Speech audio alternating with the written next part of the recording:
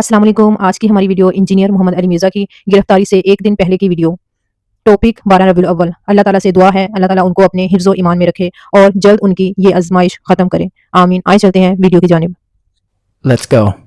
पहली अनाउंसमेंट इंशाअल्लाह ताला इस दफा जो 12 रबीउल अव्वल 1447 हिजरी है, वो अल्लाह के महबूब इमाम कायनात सय्यदुल अव्वलीन वल आखिरीन शफीउल मुज़निबीन और रहमतुल लिल आलमीन खातमुन नबिय्यीन सय्यदुना व मौलाना इमाम आज़म मुहम्मद रसूलुल्लाह सल्लल्लाहु अलैहि व आलिहि वसल्लम का 1500वां मिलाद मुस्तफ़ा सल्लल्लाहु अलैहि व आलिहि वसल्लम होने जा रहा है। यानी आप अलैहिस्सलाम की पैदाइश को 1500 साल मुकम्मल हो रहे हैं 1447 हिजरी में ल्यूनर ईयर्स के एतबार से, जो चांद के साल है।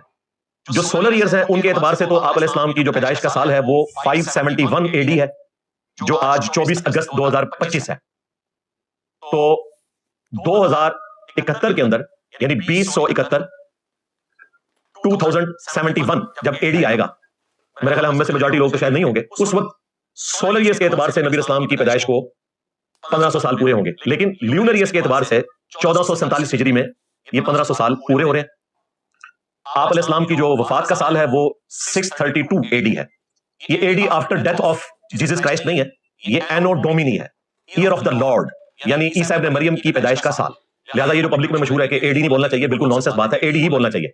और इसी तरीके से बीसी बिफोर क्राइस्ट यानी ईसा अलैहिस्सलाम से पहले, और आफ्टर क्राइस्ट जो है उसको एनो Duminy, year of the Lord, यानी ईसा इब्न मरियम अलैहिस्सलाम की पैदाइश का साल, उससे ये स्टार्ट होता है। अब देखें, इस वक्त दुनिया में चूंकि गलबा जो है वो लादीन किस्म के लोगों का है, तो उन्होंने ये एडी और बीसी को चेंज कर दिया। अब ये कहते हैं सीई और बीसीई, करंट एरा या कॉमन एरा और बिफोर कॉमन एरा, यानी ईसा इब्न मरियम का नाम ही उन्होंने बीच में से निकाल दिया। इसलिए मैं मुसलमानों से कहता हूं कि हम बिल्कुल ये टर्म बीसीई और सीई यूज ना करें, हमें वही टर्म्स यूज करनी चाहिए, एडी और बीसी, ताकि एक पैगंबर की निस्बत रहे। तो इंशाअल्लाह ताला इस दफा 1500वां मिलाद मुस्तफ़ा सल्लल्लाहु अलैहि वसल्लम होगा। इसके हवाले से मेरी जो वीडियोस हैं वो काफी सारी रिकॉर्ड हैं। पिछले साल भी मैंने एक बरेलवी पीर साहब के साथ 1-to-1 पॉडकास्ट की थी, वो वैल्यू एडिशन करके इंशाअल्लाह ताला 2-3 दिन में, जैसे ही रबीउल अव्वल शुरू होगा, आज है 29 सफर 1447 हिजरी मुताबिक 24 अगस्त 2025, तो ऐन मुमकिन है कि कल रबीउल अव्वल स्टार्ट हो जाए या परसों हो जाए। तो हमारे जो स्टूडेंट हैं गुलाम मुहिद्दीन भाई, उनका चैनल है राह हिदायत, उस पे उन्होंने उसे इंशाल्लाह वैल्यू एडिशन करके सारे रेफरेंसेस जो मैंने जुबानी बोले थे वो लगा के उसे अपलोड करेंगे। तो वो एक पॉडकास्ट ही मिलाद मुस्तफ़ा सल्लल्लाहु अलैहि वसल्लम से मुताल्लिक जितने भी इख्तिलाफी टॉपिक्स हैं, एक बरेलवी पीर के साथ बैठ के मैंने 1-to-1 वो पॉडकास्ट रिकॉर्ड की थी। उसने मुझसे क्वेश्चन पूछे, मैंने जवाब दिए। वो एक परफेक्ट पॉडकास्ट है, वो इंशाल्लाह अपलोड हो जाएगी उनके चैनल के ऊपर ही, वो आप देख लीजिएगा। हम इंशाल्लाह उसे शेयर भी करवा देंगे, उसका थंबनेल भी आपको शेयर कर देंगे इसमें इंशाल्लाह ताला। बाकी इंशाल्लाह हम भी यहाँ पर प्रोग्राम करेंगे। अगला जो हमारा संडे का प्रोग्राम है 31 अगस्त को 214 नंबर पब्लिक सेशन, वो रबीउल अव्वल से मुताल्लिक इंशाल्लाह स्पेशल टॉपिक कोई देख लेंगे, उसको एड्रेस करेंगे। हर साल हम करते हैं और इसके ऊपर तो इजमाई उम्मत है कि रबीउल अव्वल के महीने के अंदर आप अलैहिस्सलाम की पैदाइश, आपकी सीरत, आप अलैहिस्सलाम के मोअज़ज़ात, आपकी बेसत का मकसद डिस्कस किया जाए। मुख्तलिफ नामों से होता है। बरेलवी जो है वो मिलाद मुस्तफ़ा कॉन्फ्रेंस करते हैं, और जो बंदी जो है सीरत रसूल कॉन्फ्रेंस करते हैं, और अहले हदीस जो है वो इमामुल अंबिया कॉन्फ्रेंस करते हैं। करते सारे हैं अल्हम्दुलिल्लाह। जुम्मों के खुतबों में भी आप अलैहिस्सलाम का जिक्र खैर किया जाता है, और ये इजमाई उम्मत है। हमें जो इख्तिलाफ है उन एक्टिविटी से है जो खिलाफ शरअ है। अदरवाइज रबीउल अव्वल को कोई इस एतबार से मनाए तो हमें उस पर कोई एतराज नहीं है। आज टॉपिक नहीं, मैं इसको इसलिए स्किप कर रहा हूँ, सिर्फ जनरल डिस्कशन कर रहा हूँ। इसी कॉन्टेक्स्ट में ईरान वालों ने इस दफा एक बहुत बड़ी कॉन्फ्रेंस रखी हुई है तेहरान के अंदर। हर साल वो करते हैं। इस दफा जो उन्होंने कॉन्फ्रेंस रखी है उसका नाम उन्होंने रखा है प्रॉफिट ऑफ मर्सी, यानी रहमत का पैगंबर, रहमतुल लिल आलमीन सल्लल्लाहु अलैहि वसल्लम। क्योंकि स्पेशल ओकेजन था ये 1500वां आप अलैहिस्सलाम का, चूंकि विलादत का साल आ रहा है, तो इसलिए उन्होंने इसको स्पेशल बनाने के लिए टॉपिक रखा है। और उनका जो इंटरनेशनल फोरम है बैनुल मज़ाहिब जो कॉन्फ्रेंसेस करवाता है, उन्होंने बाकायदा मुझे भी इन्विटेशन भेजा था। प्रोग्राम उनका 8 से 10 सितंबर को होगा। रबीउल अव्वल बनेगी ये 15 से 17 रबीउल अव्वल 1447 हिजरी। उनकी एम्बेसी की तरफ से कॉल भी आई थी, लेटर भी आया था बाकायदा। तो फिर मैंने उनसे बात की, माजरत कर ली। मैंने कहा कि मैं सिक्योरिटी रीजंस की वजह से और भी काफी सारे इश्यूज हैं जिसकी वजह से मैं वहां हाजिर नहीं हो सकता, वरना मैं जरूर हाजिर होता। लेकिन मैं ऑफिशियली मैं कैमरे में आपका शुक्रिया अदा करूंगा। पाकिस्तान से काफी सारे उलमा को उन्होंने मदऊ किया हुआ है, बाकी तो ज़ाहिर जाएंगे, तो जरूर जाना चाहिए इस तरह की कॉन्फ्रेंस के अंदर। और स्पेशली नबी इस्लाम के हवाले से जहां कहीं भी दुनिया में आवाज उठती है, हमें इस मॉडर्न दौर के अंदर अपना पैगाम पहुंचाने के लिए इस तरह के फोरम्स के ऊपर गुफ्तगू करना ये बड़ी इंपॉर्टेंट चीज है। बहरहाल मैं शुक्रिया अदा करता हूँ, कैमरे में भी कर रहा हूँ, और उम्मीद करता हूँ कि ये प्रोग्राम जो है पूरी सिक्योरिटी حصار کے اندر ہوگا اور کوئی اس قسم کا ناخوشگوار واقعہ نہیں ہوگا. ویسے وہ ریگولرلی کروا رہے ہیں. اس دفعہ 39 ان کی یہ کانفرنس ہے, یعنی 39واں سال ہو چکا ہے ان کو. ہر سال وہ ایک ٹاپک رکھتے ہیں, لیکن اس سال چونکہ ایک اسپیشل ہے. اور آپ دیکھیں پاکستان کی سینٹ نے بھی پچھلے ہفتے باقاعدہ ایک قرارداد منظور کی ہے کہ اسپیشلی اس دفعہ جو میلاد مصطفیٰ صلی اللہ علیہ وآلہ وسلم ہے وہ سرکاری طور پر منایا جائے, کیونکہ 1500واں یہ میلاد مصطفیٰ ہے صلی اللہ علیہ وآلہ وسلم. دوسری اناؤنسمنٹ میں نے آج کل آپ کو پتا ہے جو یہ سلسلہ چل نکلا ہے کلائمیٹ چینج کی وجہ سے, پچھلے 2 ہفتے سے کے پی میں اور جی بی میں آپ نے دیکھا کتنی تباہی ہوئی ہے. بنیر کے اندر 300 سے زیادہ لوگ شہید ہو چکے ہیں, اور وہ سیلاب کے جو پتھر آ رہے ہیں پہاڑوں سے وہ تو پیرامڈس کے پتھر لگتے ہیں, اتنے بڑے بڑے پتھر, ان کو تو کرین بھی نہیں اٹھا سکتی, اور وہ پانی کے بہاؤ پہ لینڈ سلائڈنگ کی وجہ سے آگے پورے گاؤں ملیا میٹ ہو رہے ہیں. کراچی میں بھی اس ہفتے بارش ہوئی اور آپ نے دیکھا جو تباہی پھیلی ہے. جتنے لوگ اس میں شہید ہوئے اللہ تعالیٰ ان کی مغفرت فرمائے, ان کی شہادت کو ان کے گناہوں کا کفارہ بنائے, اور لواحقین کو صبر دے اور اس صبر کے اوپر اجر عظیم عطا فرمائے. بہرحال یہ لمحہ فکری ہے, اور میں بار بار اس چیز کو ہائی لائٹ کر رہا ہوں, آج پھر کر رہا ہوں کہ پاکستان کے لیے اس وقت دہشت گردی سے بھی بڑا مسئلہ کلائمیٹ چینج کا بن چکا ہے. یہ ہر سال اب اسی طریقے سے ہوا کرے گا. کلاؤڈ ڈسٹ بھی ہوں گے, گلیشیئر بھی پھٹیں گے. ابھی تو گلیشیئر پھٹا ہے وہ آپ نے دیکھا ہے. اللہ بھلا کرے اس چرواہے کا جس نے رات کے وقت فون کر کے گاؤں کو آگاہ کر دیا, ورنہ وہ پورا گاؤں جو ہے وہ اس طریقے سے صفحہ ہستی سے مٹ جانا تھا. ابھی تو چلے ان کی بلڈنگز گئی ہیں, جانے تو بچ گئی ہیں.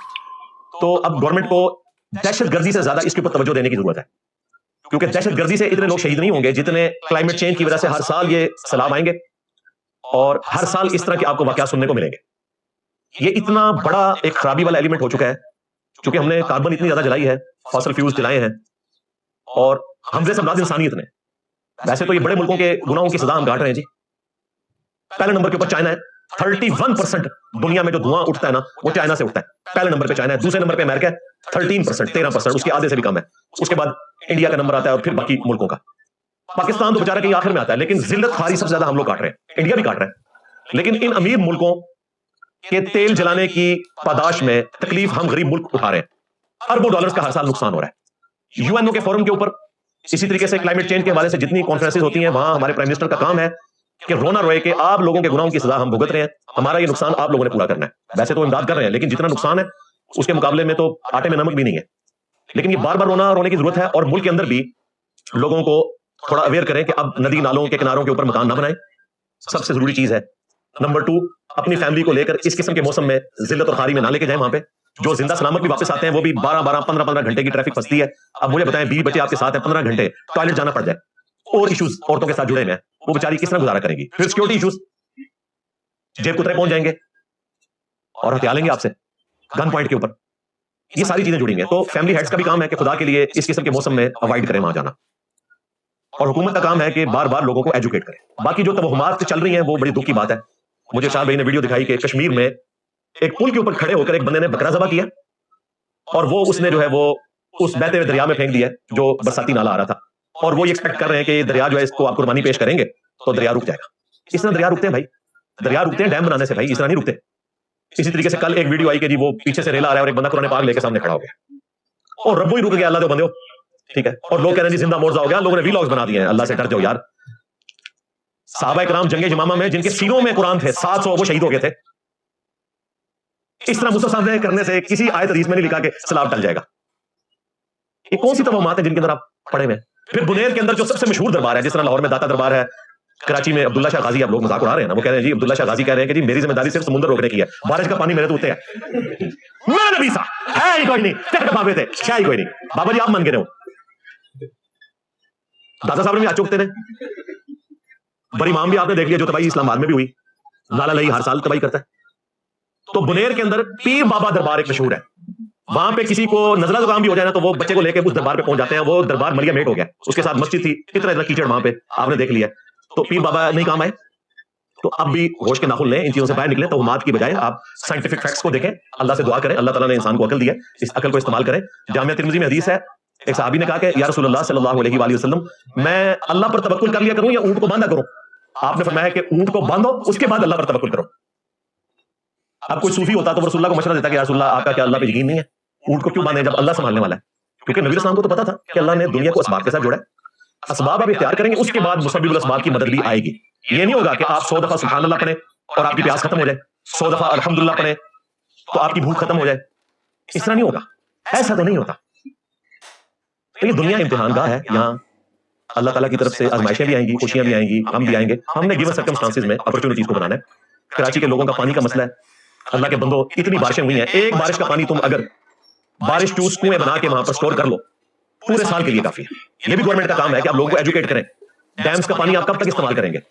واٹر ٹیبل کہاں پہ چلا گیا؟ ہمارے جہلم شہر میں 10-12 فٹ کے اوپر پانی نکلتا تھا, آج وہ واٹر ٹیبل جو ہے وہ 50 سے 60 فٹ پہ چلا گیا.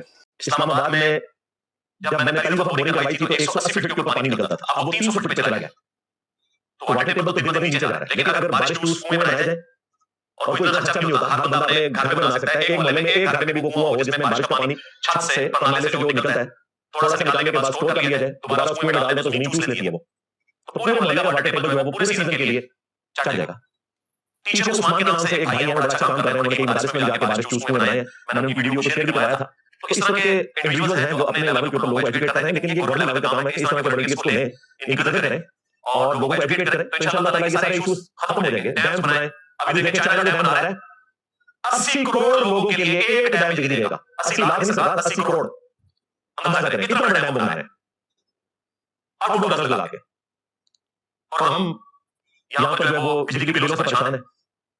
جس ملک کے اندر اتنی بارشیں ہوتی ہیں, جس ملک کے اندر 330 دن سورج نکلتا ہے, سولر پلیٹس کی اتنی اپرچونٹی موجود ہے, وہ ذلیل ہو رہے ہیں بجلی کے بلوں کے اوپر.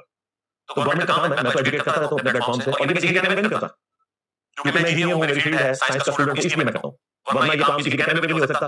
جن لوگوں کے کہنے میں یہ کام کرنا ہے ان چاروں کو تو ہمیں ایجوکیٹ کرنا ہے, انہوں نے ہمیں کیا گائیڈ کرنا ہے کہ آپ یہ بتائیں. ان چاروں کو تو ہم اس پلیٹ فارم سے چیزیں بتاتے ہیں کہ یار یہ اپنی اصلاح کرو, یہ درست کرو, یہ درست کرو. یہ میرا اپنا ذاتی شوق ہے جس میں میں وقت وقت ہائی لائٹ کرتا رہتا ہوں. تو یہ دو انوسمنٹ میں نے کرنی تھی. جی کیسی لگی آپ کو ہماری آج کی ویڈیو؟ اللہ تبارک و تعالیٰ سے دعا ہے اللہ تعالیٰ ہماری نیکی کی دعوت کو اپنی پاک بارگاہ الہی میں قبول فرمائے اور ہمیں دیکھ کر سن کر سمجھنے کی توفیق عطا فرمائے اور ہمیں عمل کرنے کی توفیق عطا فرمائے. مزید ہماری ایسی ویڈیو دیکھنے کے لیے ہمارے چینل کو لائک کریں, سبسکرائب کریں, شیئر کریں اور ہمیں کمنٹ میں اپنی رائے سے آگاہ کیجیے کہ آپ کو ہماری ویڈیو کیسی لگتی ہے. تب تک کے لیے اجازت دیجیے. اوکے.